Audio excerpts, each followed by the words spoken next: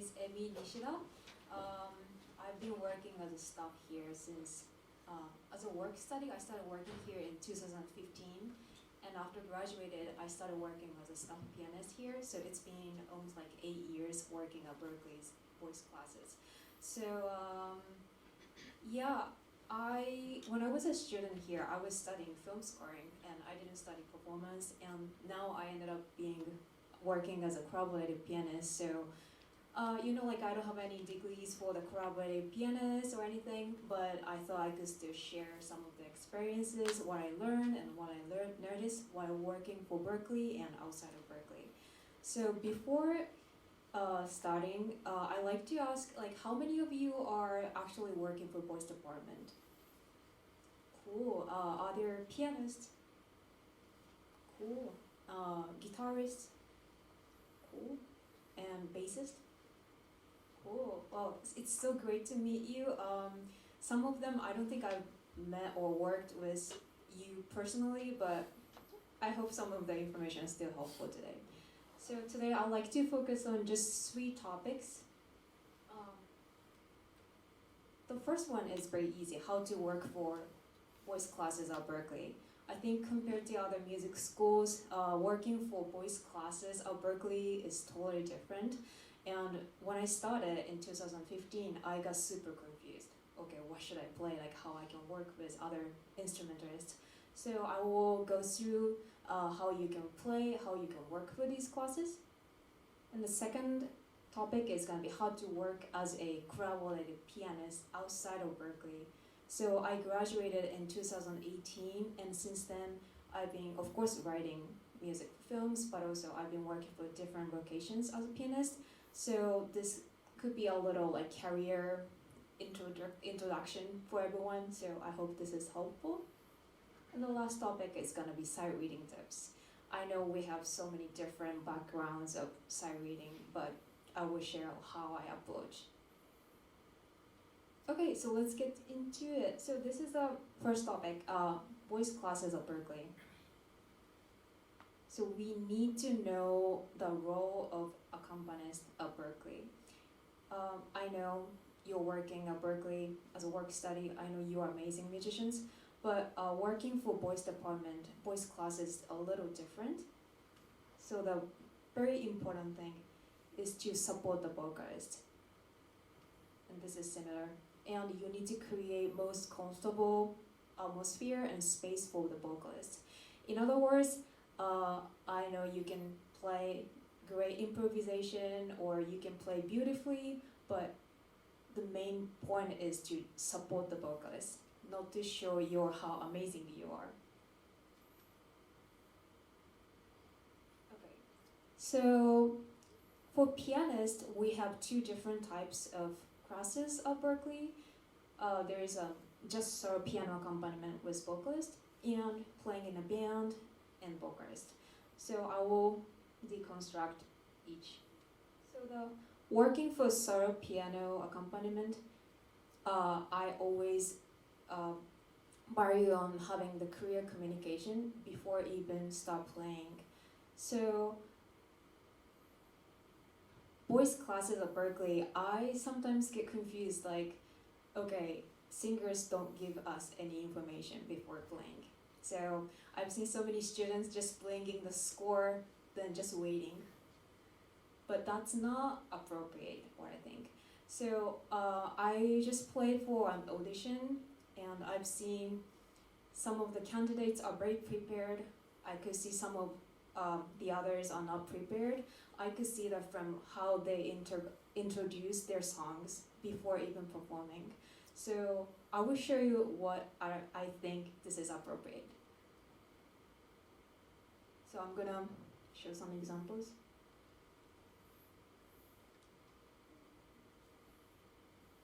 So yeah, this is Roaring in the Deep, and the candidate need to perform just 32 vocals. So when they come to the piano, so I will act as a singer. So hello, how are you? That's the basic greeting. And today I'm gonna sing the Roaring in the Deep. This is 32 bar chord, so we're gonna start from this bar, this 44, and we have DS here, so we go back to the sign. I forgot where the sign is. Yeah, so this page, we have sign here, then going to coda, instead of going to the repeat, we jump to the coda, and that's the end. Then before starting, if you give me the bell tone of the first note, that would be great, and the tempo is gonna be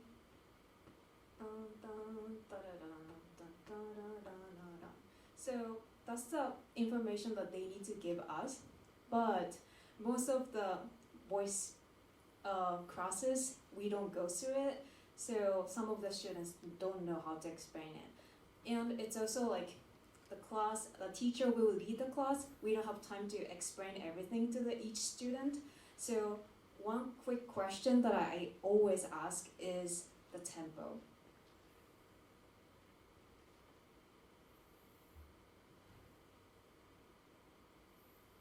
So before even start playing, I always, like if the vocalists don't tell us anything, I ask the question, okay, how fast do you want to sing? Or like, what is the tempo that you want to sing? Then some of the students told me like, yeah, it's written, it's just like 70 BPM. But they shouldn't expect us to carry the metronome. If I have a fret phone, I don't have the app, so they should be able to explain. So if they don't know how to explain that, I always ask them to sing quietly or hum a little bit. So like roaring in the deep, dun, dun, da, da, da. Okay, this is a quarter beat, so we can get the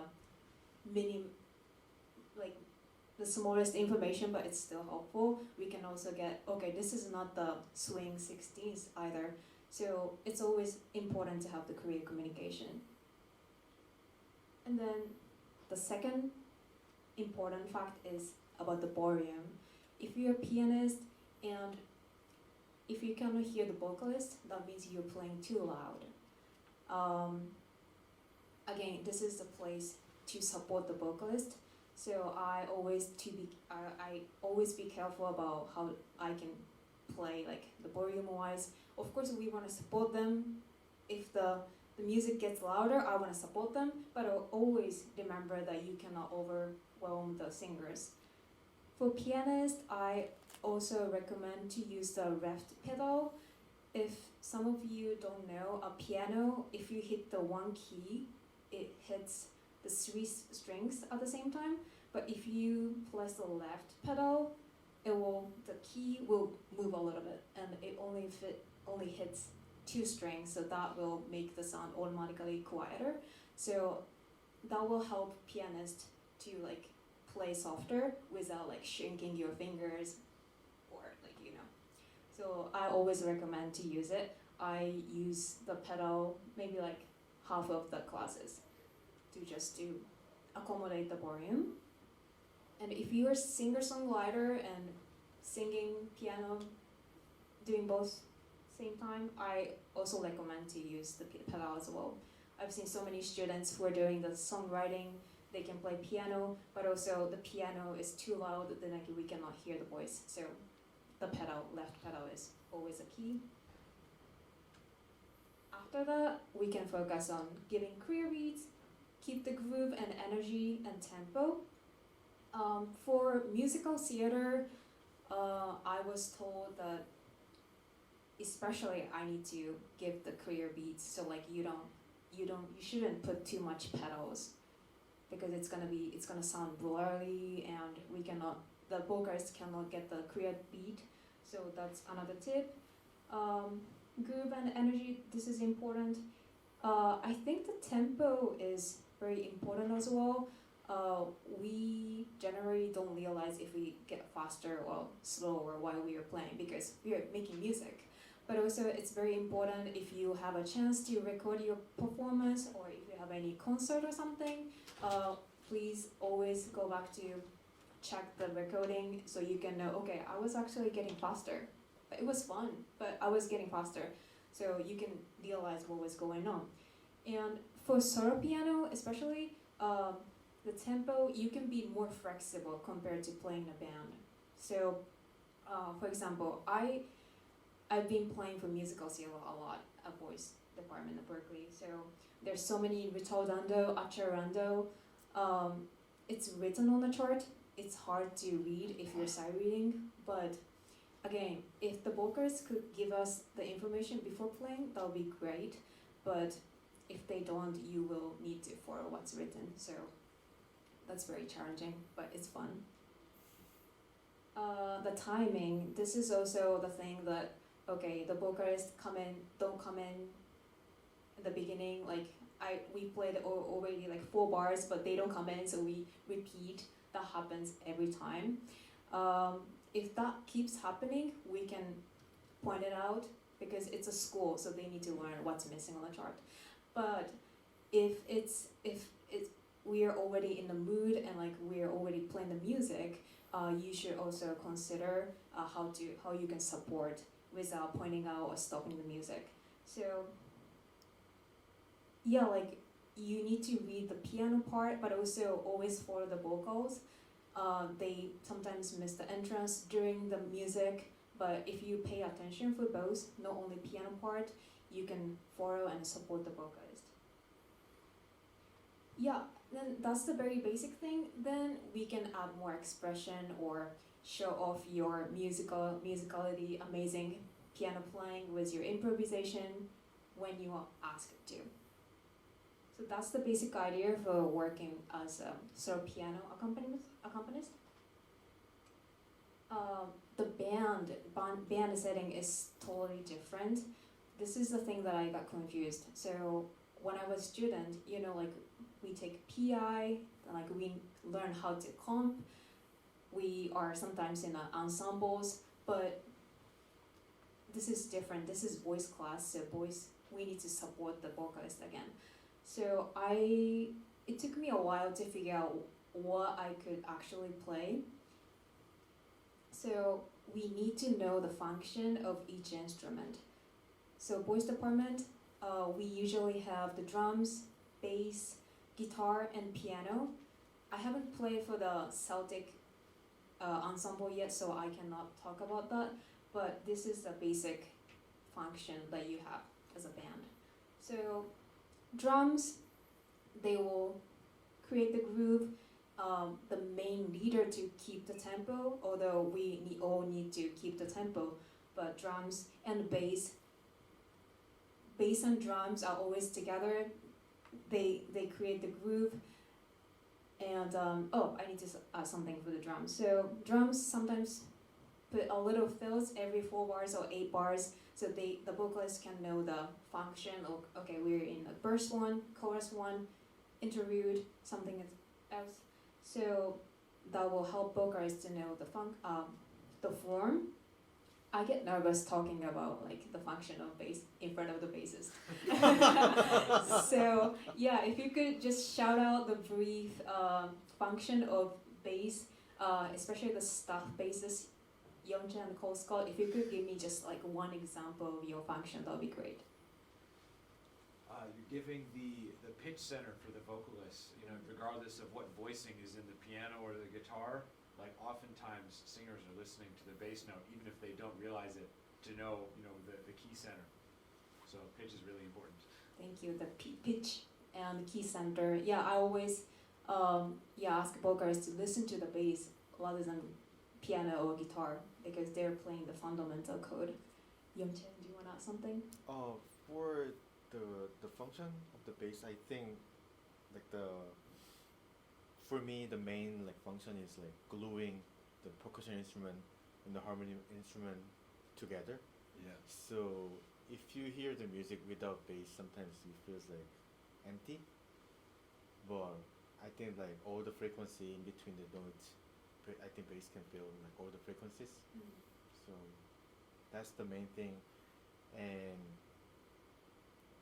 sometimes I tend to overplay, but it's always usually overstepping the drums or the harmony instrument, so I try to avoid overplaying. Just try to play the basic lines, support the drums and the harmony instrument at the same time. Great, thank you. I love the expression of gluing the drums and harmony instrument together. So yeah, that's the basic idea of each instrument.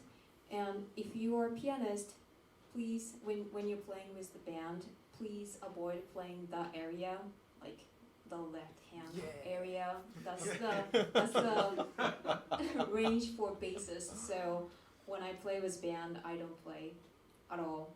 Yeah, actually, so one of the class that I play, I'm not gonna say the name, but the piano player play like a register in like E1, D1 or something like that, and he or she play the rhythms at the same time, so it sounded like a two bass player in the one ensemble.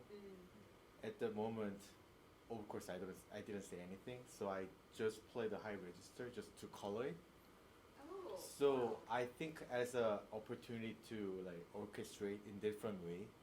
So whenever you hear some like kind of odd situation, don't just like pointing out the person, just create something else.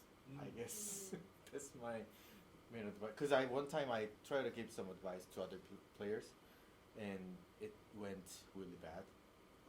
Cause I'm not allowed to, like, I feel like I'm not allowed to teach somebody else cause we're in the same accompanist position.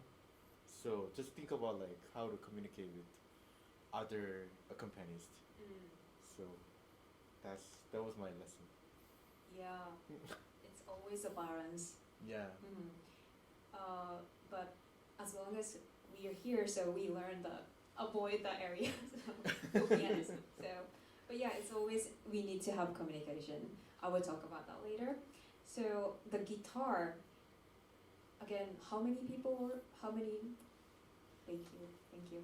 So the guitar and the piano, I always get confused because we can do mostly the same thing. Like we can play melody, we can play harmony, we can play rhythmic stuff. So when I started working, I'm like, what should I play? I'm like, guitarists are already playing amazing, so what do I play? So that was my attitude for first couple of years. But I feel like I've been figuring out what I can do when we play with guitar. So again, we can do a melody, rhythmic stuff, and harmony, but mostly I usually play pads. I figure the guitar can play rhythmic figures a little bit clearer than piano.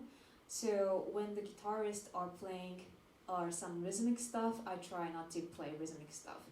First, the vocalist can hear the chords and harmony, but also if I play the rhythmic stuff together, it's gonna be too much information, and again, like, it's not orchestrated well. So I tend to play chords holding, and sometimes I'll putting a little fill on like beat 4 or maybe like every 8 bars, but always you shouldn't play too much. Sometimes the guitar can play arpeggio as well, and I do the same thing. I play the chords, a little bit of fills. Yeah, the key is you need to listen to each other. I mentioned, as Yonja mentioned, we need to have clear communication, but sometimes we don't have the time to have communication. Like, what are you gonna play? Like, measure 8, measure 60. What are you gonna do? Like, we cannot have the communication because the class is short. So what you can do is just to listen to each other. If I hear the guitarists are playing some rhythmic stuff, okay, I'm gonna play chords. If they're holding chords, I'm gonna move a little bit more. So it's always a balance. So yeah. Ooh, sorry. Yeah, that's always the key. Did I miss anything? Yeah, and I would say please don't hesitate to play less. I've seen so many students who are trying to play. This is a job, I need to play something. But again, this is the place to support the vocalist. So if you're overplaying, this is gonna be a little too much for the vocalist. And most important thing is to deliver the lyrics. So we shouldn't bother that rebel. And if you are struggling with like what you can, when you cannot figure out what you can play, feel free to ask the teachers of the class. For example, when I played reggae piece, which I was not that familiar with, so I was confused. And I asked the guitarist, okay, what should I play? And I also asked the teachers what I can play. The iconic figures I could play, or the teacher that I asked, he recommended me to put a little bit of right melody on the high range. So you can always ask teachers and your band members. So the last two tips are pray as written. So again, this is the place to support the vocalist. So I know you're amazing musicians, you want to play music, but before playing beautifully or adding adlibs and improvisations all the time, you need to play as written, because that will support the singers. Also, we've seen so many reshoot the missing info, but we know the music already, so I feel like, yeah, I know this song, so I can just play. It's not written, but I can play. But if you help the vocalist in that way, they won't learn what's missing on the chart. So they need to learn what's missing on the chart. So I know, I totally understand you want to play the lift, the famous lift. I already know it, but if it's not written, I try not to play it. So this is my attitude. If you don't want to follow it, it's fine, you can play. But personally, this is a school, so students need to make mistakes here before going out. So that's my attitude. I try not to play too much if it's not written on the chart. Last tips is to give the space. This is related to listen to each other. So, you know, like the band, you don't know anyone. I'm like, yeah, I can play. I'm a great pianist or something. You can show off, but again, this is not the space to show off your musicality. You need to give the space. If you listen to any kind of music, like professional recordings, they're not playing too much because people need to listen to the lyrics. So don't forget about giving space for the music.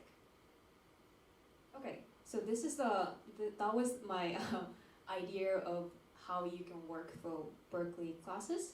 And the second is about like just the introduction of collaborated pianist jobs. So I graduated in 2018, and after I graduated, I of course wanted to pursue the film scoring. So I kept doing that, but also I love playing with other musicians, but I was not passionate with teaching. So I decided to take collaborative pianist jobs. So I don't know if it's gonna be related to you or not. You might have some opportunity that, okay, I want to pursue solo piano, or like I want to play jazz only, but sometimes you need to make living as well. So you might work for these kind of jobs after graduated. I don't know. I'm just introducing like different types of jobs. So today I'm going to just talk about 3 different jobs that I worked for. Choir, musical theater rehearsals, and ballet, the dance. I'm so bad dancer. Okay. So have you sung in choir before? Any of you, like in high school or junior high school? Cool. Yeah, I will show you some examples of like what is the choir.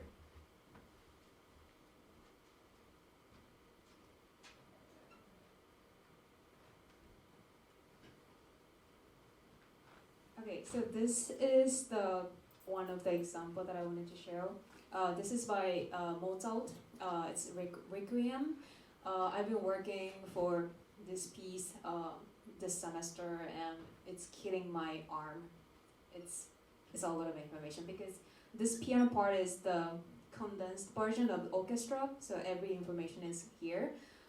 When you work for choir, as you can see, there are 4 lines on the top. SATB, it's soprano, alto, tenor, bass. If you can see the tenor, it's written octave above.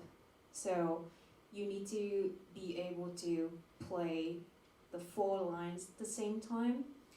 I will share the example.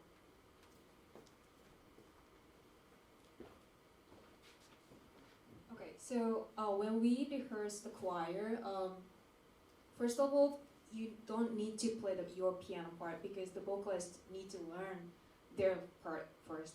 So I usually just play, so that's what's supposed to be. So the first thing that we're gonna do is like,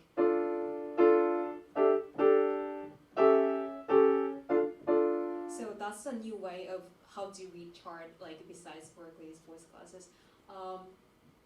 So yeah, when I saw the tenor part, I'm like, what is this? But it's basically just the D minor code, and it kind of tricks your mind, like you have to read the third line octave lower, but you will get used to it.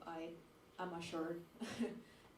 And once the choirs get used to it, I start adding some left hand. So it's gonna be,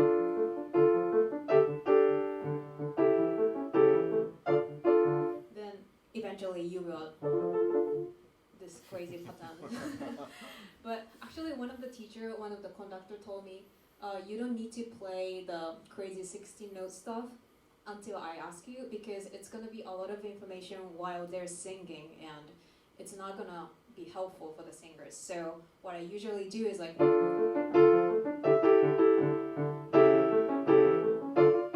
so just giving the basic code, that'll be still helpful.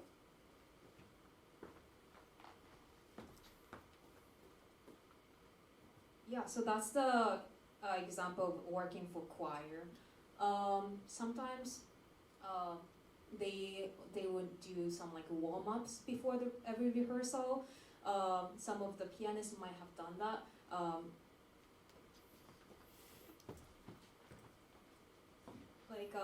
Like what we do at voice department here, like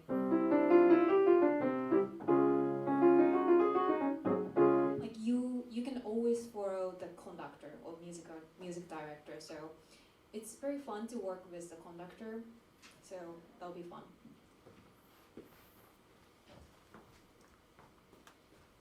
What else? I think for the choir, that's it. If you feel like overwhelmed of playing 4 different lines at the same time, usually the soprano is easier to get the notes. So when I'm like, oh my god, this is too much information, I sometimes play just alto, tenor, bass. So that will be still helpful. And even though you start playing the piano, you are asked to play whole piano accompaniment. If you hear, okay, I cannot hear any alto, you can always play their lines. Or tenor, inner voices are harder to get the notes, so you always need to pay attention for that. So that's how I work for choir setting. And the second thing is about musical theater rehearsals.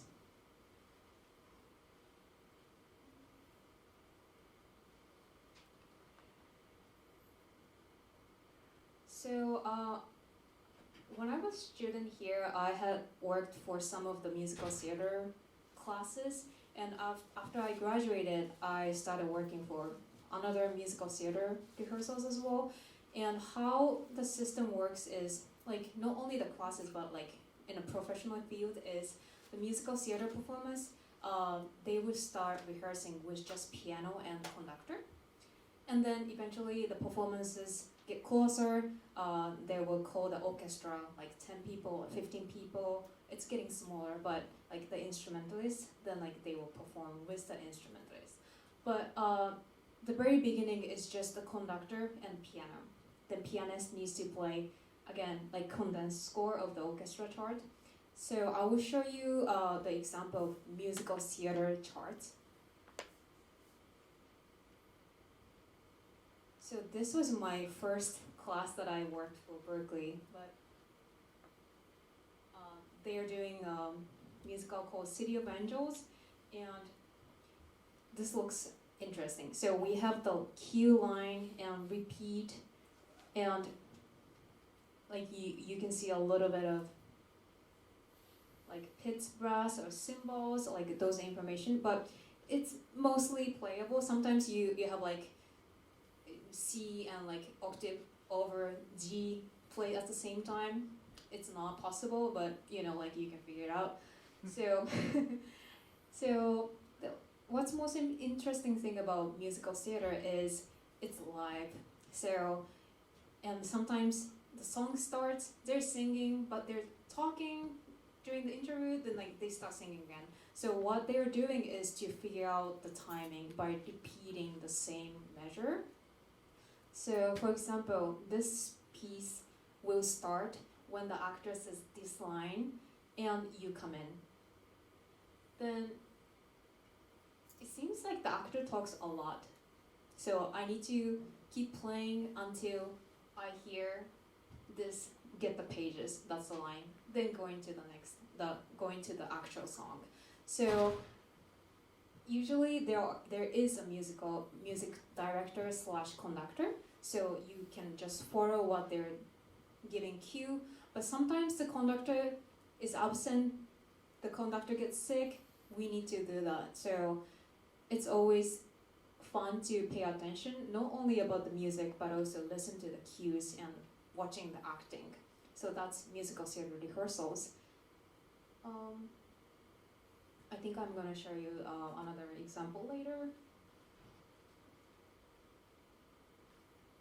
Okay, so the third example is ballet. Have you seen any ballet show before? Yeah. So ballet is the it's the form for give me a second.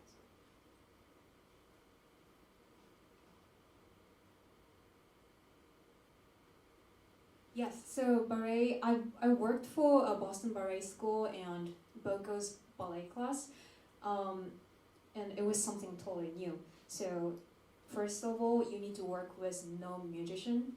So basically in a class, there's one teacher, maybe like 8, 10 or more students, and the teacher will show the move and the students need to remember. And we're gonna start actually doing it with the students. So some of the teachers know about music. They sometimes give us like I don't know, waltz or something, but most of them don't ask us anything. Like they expect us to be able to play something. So when the teacher is showing the motion, you need to be able to figure out, okay, this looks like a 3/4 or 2/4. So that's the very basic thing that you need to figure out. Once you figure out like what's the motions, like specific motion has like a 2/4 or 3/4, but I always forget the French word like prier, jeter. That was too much for me. So I'm like, okay, I will just watch you, then I will figure it out. So that's how I started working. But the music itself is very clear compared to what we play usually at Berklee. So the basic form is intro, AABA, and basically each AABA is like 8 bars. So the form is not too complicated. And there is a like book for like how to play for ballet class. Like there's some examples that you can play from actual classical pieces, but I didn't want to carry my iPad or like the book. It was too heavy for my shoulder at the time, so I started improvising it and it was working. So if you love doing improvisation, working for ballet, I recommend this opportunity. I can show you a quick example how you can play for the ballet class.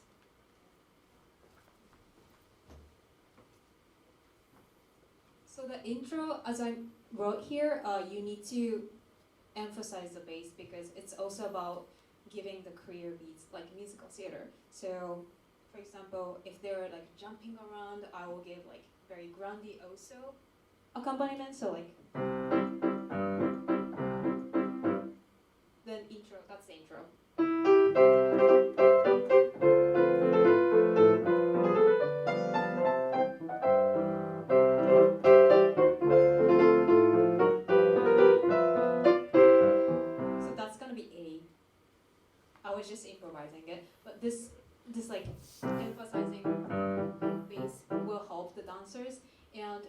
yeah, like repeating the A again, then create something B, then come back A. So once you get used to it, you will have fun with it. But also, it needs energy. Like compared to voice classes, you need to keep playing, mostly for 90 minutes that I worked for.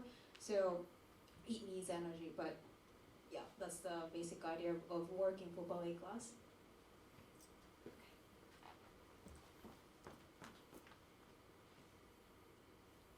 Cool. Let's go to the last topic. So sight reading for pianists. I mean, in general, sight reading. Who loves doing sight reading? Yeah, yeah, yeah. If you love it, just say so. Because I love doing sight reading too. But I was classically trained, so I had some moments like, okay, I cannot read any of the chord symbols. But now I feel like a little bit more confident about it because I kept working on it. So I will share how I worked. So before doing any kind of sight reading, like sight reading techniques or anything, for voice classes at Berklee, you need to check the form first.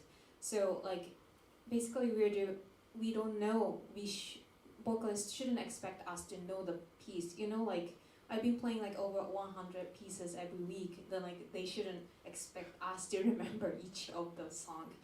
But the form-wise, we've seen so many charts that, okay, DS al coda, but where's the sign? Like, it says DC al fine, but there is a sign. So we need to figure out these kind of mistakes before we start performing it. So always please check the form first. If you, I'm going to show you a quick example.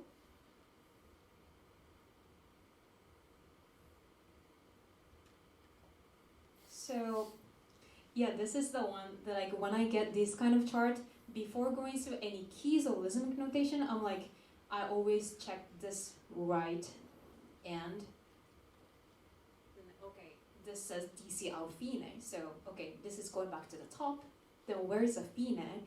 Fine is here, the second state here. So as long as we know the form, it's gonna be fine. This is not a great example because I wrote it, so I will delete it. But yeah, always check the form first before playing music. Then let's talk about how to do the sight reading. So I feel like some of you might feel like, okay, sight reading, oh my god, this is like kind of overwhelming. And I felt the same too before I start working for voice department. So I will talk about how you can work for, like specifically for the D sheet and sheet music. There are two different types of music. So read sheet, first you need to be able to read the codes. So again, I'm classically trained, so I didn't know how to read any of the code symbols before coming to Berklee. And even though I started studying at Berklee, I'm like, yeah, this is totally new. I'm from Japan, so like I didn't use any alphabet for these kind of codes.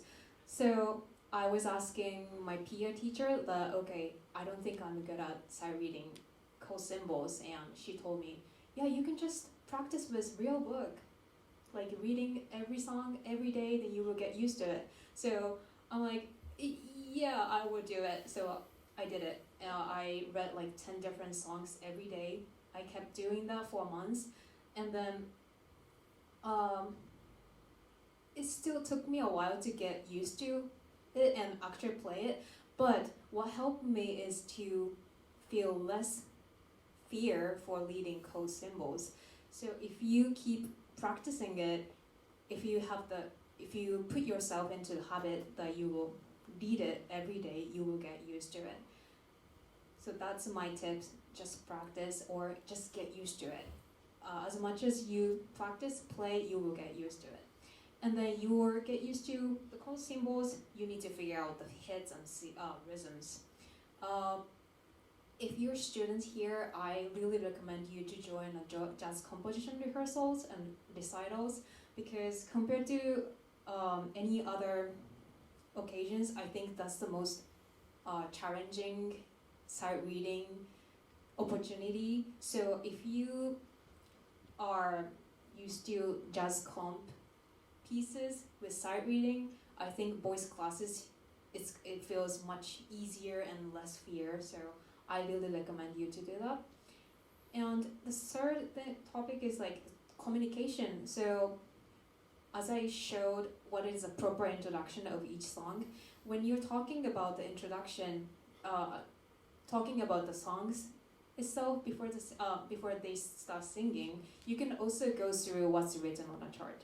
So it's a limited time, but again, check the form first. Then while you're talking, you can figure out what the quarter is. This is straight or swing 16ths.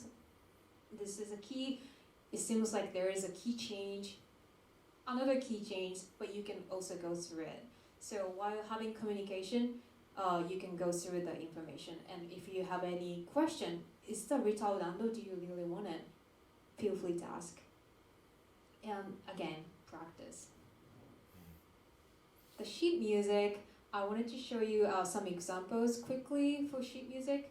So sheet music means written chart. So sometimes there are some code symbols, but sometimes not. So, but when I play sheet music without code symbols, we have the advantage of being Berklee students that we learned the chord structure. So we sometimes don't need to play as written, but as long as you give the codes, that's still helpful for the singers. So I will show you some confusing examples.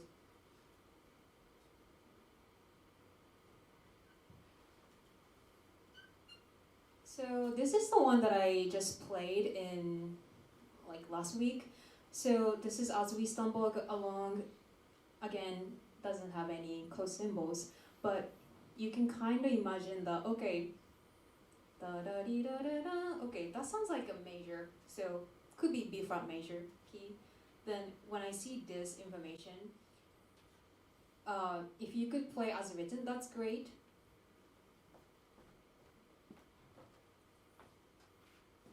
But also, you can imagine that, okay, the second measure, first note is like, so technically B flat 6, but it's like B flat major. Then the third beat is like, okay, if you just see the left hand, it's C minor. So instead of doing that, as long as you give the information like, that's still helpful for the singers. So if you're struggling with any kind of sight reading, like, oh my god, I need to play as written, you can also imagine what the code is. Basically, major, minor, diminish, sus, basic folk patterns.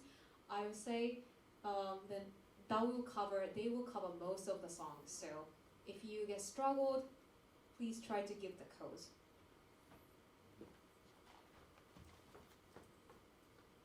I will share another example.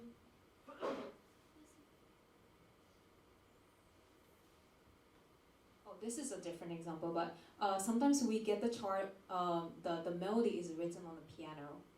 We don't need to play the melody line, but we also need to figure out, okay, what can I do with my right hand? So this seems like, okay, it doesn't say like dun dun dun dun like rhythmic song yet. This seems like, okay, slowly, so I will just hold the codes, or I could just improvise a little bit. So sometimes you need to figure out what the song feel is, then like you need to feel out instead of playing the melody with the singer. You don't need to play that.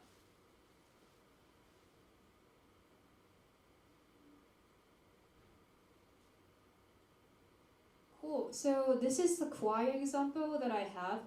I got overwhelmed when I saw this chart. So this song started like this.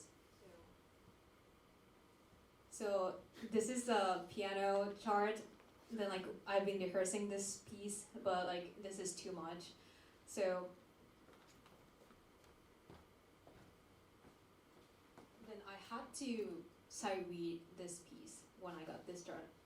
So, but okay, how I process is like, okay, this song has so many frets. Okay,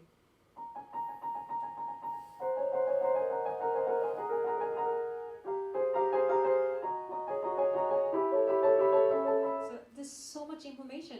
So rather than playing as written, rather than being overwhelmed, you can also guess the codes as well. So like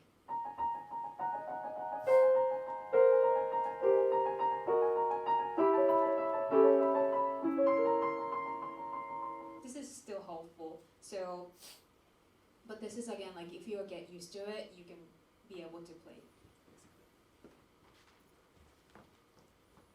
And sometimes I write out some codes. For example, this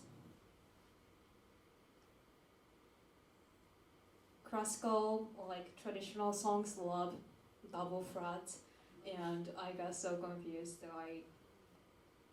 I don't want to write too much thing, but I gave up. Then I wrote something. So this is a code that'll be helpful. Again, you don't have to play as written. You as long as you give the codes, that'll be still helpful. Lastly, I want to give you some heads up for these are the most challenging sight reading composers. So first, it took me a while to figure out this song. So this is a piece from Wicked musical theater. Almost every page turn you have the key changes. Oh, wow. So so if you're a pianist, I always ask students to bring printed chart because it's so much information. Then if they bring the iPad, you have to flip every one page. Then like every page turn, you have the new key. But as long as it's printed, we can see what's gonna happen in the second page. So I always ask them to print it out. So when you have to play Wicked, be ready. The last example is Stephen Sondheim. He's also a great musical theater composer, but again, his charts mostly they don't have codes because it's impossible to write it in the codes. So, for example, this is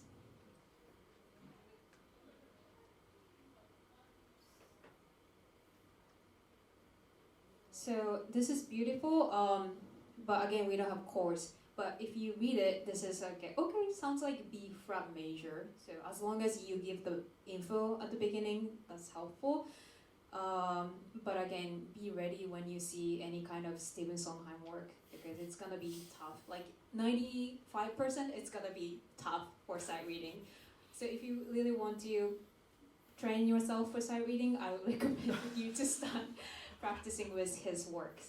But yeah, I think that's the end of the workshop. If you have any questions, you can feel free to ask me or email me.